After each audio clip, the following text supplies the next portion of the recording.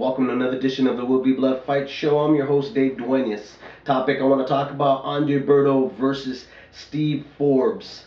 You know what? It's an interesting matchup there. Really, it's a step up for Andre Berto facing Steve Forbes, who is one of the stars of the Contender Series. But before even that, before he was even a star, he was a lightweight champion, and he did have a lot of promising when he came into the boxing scene earlier in his career. Okay, he's a really tough journeyman. He gives anybody problems. He gave an upset to Ponchito Bojaro. Really was a hot Olympian out of Mexico coming in to facing him and trying to redeem his career, and was stopped short when he faced Steve Forbes. So also too, he won a very controversial loss to Hopkins' nephew, Demetrius Hopkins, and which a lot of viewers, including myself, saw Steve Forbes win that fight. Last outing he had was obviously with Oscar De La Hoya. And you know what? He was able to do a whole lot in that fight, land a lot of punches with the Golden Boy, but the Golden Boy was just had a little bit more left in the tank and was able to keep Steve off of him long enough to take a decision on that night in Cinco de Mayo. So now Steve Forbes is facing the sensation Haitian, Andre Berto, who just recently won a fight from Mickey Rodriguez and won a title out of that fight. Okay, got one of the alphabet belts. Now he faces him, and that's a big step up for Berto, I think, because it's another way of him now starting to get recognized as a much more bigger threat than what he is now. He's not a prospect anymore, he's a champion. And he gets the opportunities as the other champions are getting to face some of the top dogs out there, which are like Mosley, Margarito, Cotto, Paul Williams. But first, he's got a big task.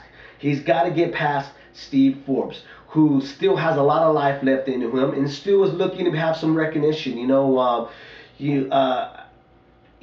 Steve Forbes, can he win this fight? You know what? Yeah, there is a possibility because he can outpunch Berto. Okay, he can frustrate Berto, where Berto can't knock him out, which Steve has never been knocked out. He can cause Berto to just maybe bring it down a notch and discourage him. What can happen is he can end up causing himself going into this shell and doesn't look anymore to land combination. He just looks for that one punch, and he tries to prove everybody he's a big puncher. That can happen. That happens a lot of guys that are trying to make a big impact in the sport. Okay, they get caught up with all the hype, and they forget about what the job is to do, is to go in there and box, and win, and the knockout will come. Okay, now Steve Forbes knows exactly what he's up against. A much faster, quicker, better reflex fighter and better footwork right now than him. He's the much older fighter stepping in the ring. He's the journeyman. He's the stepping stone for Berto. Okay, and he understands that. And I'm pretty sure he understands that now. So I think it's going to be an exciting 12-round fight. I think you're going to see some back and forth action, but later on in the fight, you're going to see Berto taking over, just gradually starting to just take over with his will and his youth against Forbes. Okay, and he's going to weigh out Forbes, unfortunately, Forbes being the smaller man, Berto being 5'9". I don't remember how big Forbes is, but I know he's a really small guy, 2 pounds Forbes. So I think Berto's speed is going to give Forbes a lot of problems. But Berto to me reminds me of a Melvin Taylor, a guy that has all these gifts. Okay, he's got the speed, the footwork. He can dart in and out. He really knows how to establish his jab. He knows how to establish his sword jab. Which is when you're up close and you guys are only a couple inches apart and you need to create space. He knows how to jab with a sword, which is pick up the head. Okay, and that what it does is create the opponent to take a step back, so it allows you to open up with some combinations. Okay, and Berto's really good at that, but sometimes he tends to just do one shot at a time. He looks for it. He can sit back a little bit too long and look for your mistakes, which with Forbes is just going to keep going. He's a little machine. He's a 2-pound machine, and he's just going to keep going and throwing punches, and he's going to walk forward. Now, is he going to be able to walk down Berto? I don't think so. Berto is a big welterweight guy, and I think, if anything, it's going to be a close inside range fight. And that's going to be good for Forbes, because that allows Forbes to land punches on a much faster guy.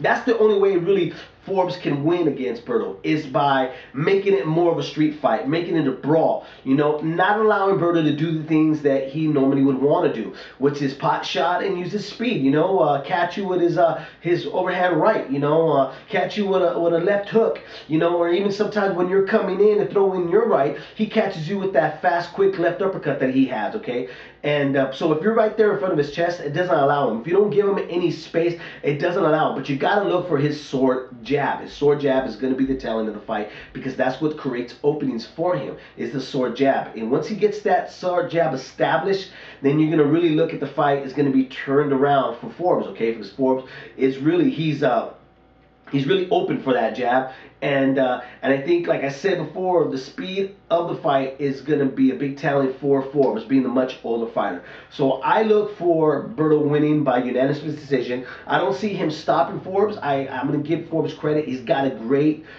jaw. You know, the grill is just there. It hasn't been dented, so I don't think it's going to be dented by Berto. And as soon as Berto passes on this big test with Forbes, you know what? There's bigger fights out there for him. I think if he passes against Forbes, you know what? Give him Curtis Centron, or give him Joshua Kaladi, or like I said, you know, give him Margarito. If you can't make anything else, you know, I'm pretty sure Margarito wouldn't shy away from that fight. Big things for Berto, you know, and I like the kid too. Very presentable. He was on ESPN2. He's a great talker, very articulate, you know. And we need fighters like that. We need guys that can pump up the fight, and also it's very he can carry a conversation with another analyst, another color analyst.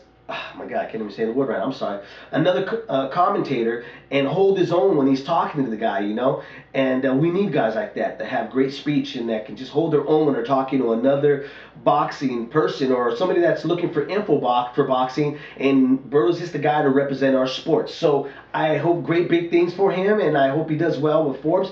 And that is my pick, Andre Berto. And thanks for tuning in with There Will Be Blood Fight Show. I'm your host, Dave Duenas. You know, before I go to, I'll let you know is I'm going to do a couple more shows, and then I'll be taking a show to a local gym that I go to, that my son trains out of, and giving some insight and some tips in how to do the proper conditioning for a fighter and the proper use of jabs and combinations, and maybe some tips that help you out if you're interested in joining the sport, because we need everybody to get into this sport. You know, all the young guys, all us older guys are getting out of the sport. We're now just being guys that are able to sit down and watch the sport and support the young fighters in the amateur rankings, okay? And speaking of young fighters in amateur rankings, support Bam Bam, support Killer B. Those are the young stars of our sport. I'll be posting some fights of my son, who's Tristan the Terror, and support him also, you know. So tune in again, and I hope, and if you watch the show, subscribe to the show, please. You know, I appreciate it. Comment about the show, and I'm always trying to get back to your comments, or email me, and I'll try to get back to you. Now, if it's about a fight, upcoming fight, you know what, I normally won't comment back to you or email you. What I will do is I will email you, but I'll let you know that I'll be posting up a video about that particular matchup, okay? So anyways, thanks again. I'm your host, Dave Duenas.